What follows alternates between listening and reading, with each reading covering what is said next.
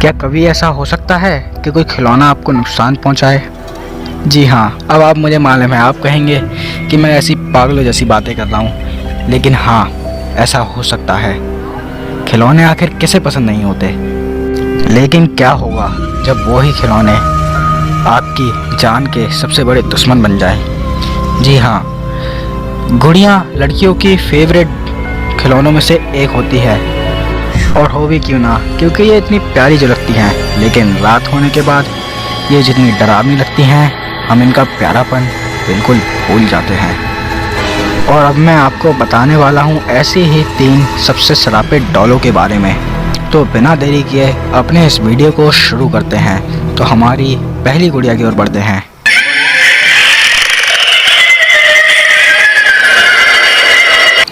तो हमारी पहली डॉल है ओकीको। ओकीको डॉल की स्टोरी में जाते हैं तो पता चलता है कि जापान के एक शहर में एक लड़का था जिसका नाम था एकेजी सुजुकी। उसकी एक छोटी बहन थी जिसका नाम था ओकीको।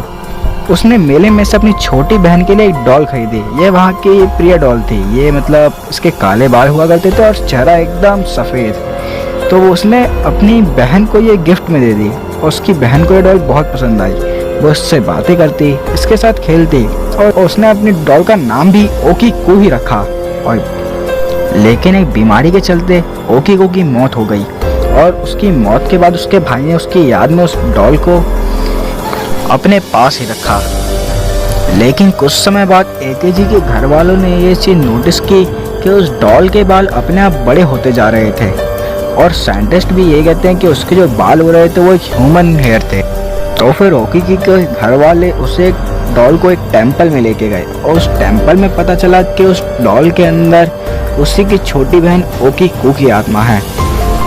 लेकिन उस डॉल ने आज तक कभी भी किसी को नुकसान नहीं पहुंचाया। लेकिन हमारी जो अगली डॉल है वो ओकीको की तरह शांत स्वभाव की नहीं है, वो बहुत खतरनाक है।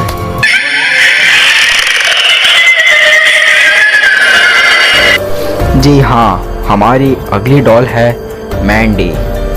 मैंडी नामक ये डॉल जर्मनी में सबसे पहले मिली गई थी।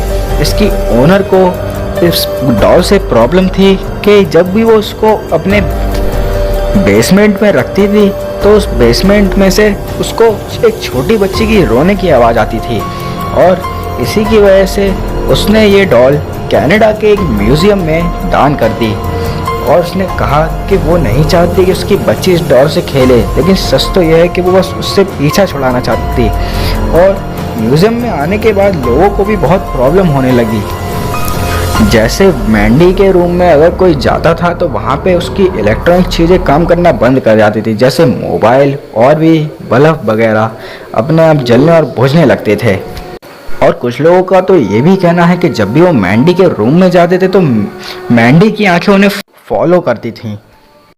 और स्टाफ का तो ये भी कहना है कि उन्हें मैंडी के रूम में से आवाज़ आती थी जब उसके रूम में कोई नहीं होता था। तो चलिए अब अपनी अगली डॉल की ओर बढ़ते हैं।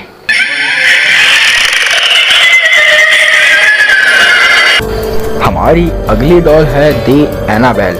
शायद ही ऐसा कोई होगा जो एनाबेल को नहीं जानता होगा। इसे अगर हम श्रापित डॉलों की खलनायक कहें तो शायद ये गलत नहीं होगा। तो इसकी कहानी की ओर चलते हैं। तो कुछ समय पहले एक लेडी एक एंटीक पीस शॉप में से अपनी बेटी डोना के लिए एक डॉल लेके आई। उस डॉल का नाम एनाबेल रखा डोना ने। तो डोना को इस डॉल से एक प्रॉब्लम थी, क्योंकि ये डॉल जो थी वो अचानक से अपनी जगह बदल देती थी। अगर कोई इसे अपने बेड पे रख के आती तो कभी वो सोफे पे या कहीं और मिलती थी। और इसी से परेशान होकर उस लड़की डोना ने उस समय के जाने माने पैरानॉर्मल इन्वेस्टिगेटर्स को बुलाया, एड और लॉरेन वॉरेन को, और उन्होंने बताया कि ये डॉल बहुत ही ज़्यादा श्रापित है, तो इस डॉल को आप हमें दे दीजिए। और आज भी ये डॉल एड और लॉरेन वॉरेन के उसी एकॉल्ट म्यूज़ियम में है। और इस डॉल के ऊपर तो 3 मूवीज़ भी बन चुकी हैं, और अगर आपको मूवीज़ देखनी है तो मूवीज़ की लिंक आपको डिस्क्रिप्शन में मिल जाएगी। आप मूवीज़ को डाउनलोड करके देख सकते हैं। और अगर आप हमारी और भी ऐसी इंटरेस्टिंग वीडियो देखना चाहते हैं तो हमारे चैनल को सब्सक्राइब कीजिए। बेल नोटिफिकेशन को दबाना मत भूलिएगा और वीडियो को लाइक एंड शेयर जरूर कीजिए। और अगर आप चाहते हैं कि मैं एनाबेल डॉल के ऊपर एक डिटेल्ड वीडियो बनाऊं तो प्लीज़ कमेंट कीजिए। और अब आपसे मुलाकात होगी हमारे अगले वीडियो में।